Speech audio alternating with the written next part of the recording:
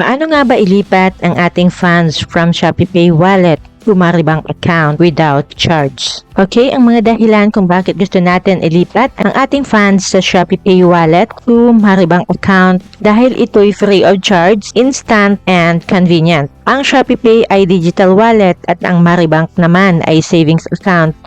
And we can earn high interest up to 3.75% per annum.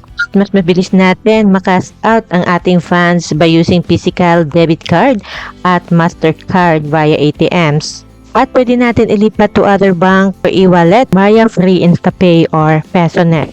Okay, so bago tayo magpatuloy, kung bago ka lang sa channel na to at gusto mo pa ng mga tutorial videos na kagaya nito, hit like and subscribe button.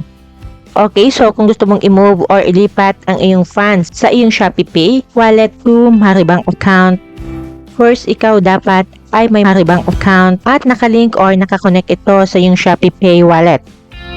Ito po ay highly recommended to link Maribank account to your ShopeePay wallet. Dahil kapag ito ay nakalink, ito ay free of charge. Pag ito ay hindi nakalink, ay may charge po na 15 pesos. Okay, kung ikaw po ay wala pang Maribank at hindi pa nakalink ang iyong ShopeePay, check mo yung link ng tutorial video nito nakalagay sa description box nitong video.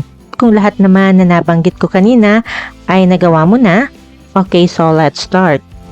First is open your Shopee application. Okay, then dito sa bottom right corner of your screen, itap mo tong Me icon. And under ng My Wallet, piliin at itap mo tong ShopeePay. Then may choices dito at piliin ang Bank Transfer. At makikita mo rito, Save Bank Account.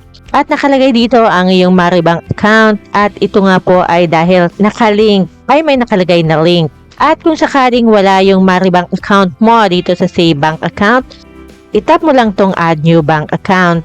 Then itap mo tong Select Bank. At piliin mo ito Maribank Philippines. At ilagay mo ang iyong 11 digits Maribank account number at yung iyong full name. At dapat ay naka-turn on itong Save Account. Okay, so kapag nandito na nga po sa Save Bank Account, ang iyong Maribank account, kita natin dito na no admin fee when you send money to this link Bank account. And then, itap mo na tong Save Bank account na Maribank. Then, send money from ShopeePay. Okay, ilagay mo dito yung send money amount. Okay, gusto kong ilipat ay 1,000 pesos. Then, itap mo na tong Done. Okay, so ang gusto ko ang isend ay 1,000 pesos at ang total amount to pay ay 1,000 pesos din. Then, itap mo na tong Next. Okay, dito guys sa confirmation, nakalagay dito yung send money amount, payment method na ShopeePay balance, send money to, yung bank name at yung account number. As you can see guys, ay wala nga pong admin fee. Okay, paki-double check lang ang iyong mga information, then itap mo na tong send money. And then enter your ShopeePay PIN. And successful na po na nailipat ang aking 1,000 pesos from ShopeePay balance. And itap na natin tong okay. And as you can see guys, ay nabawasan na nga po yung aking ShopeePay balance na 1,000 pesos. At i-open naman natin ang ating Maribank account.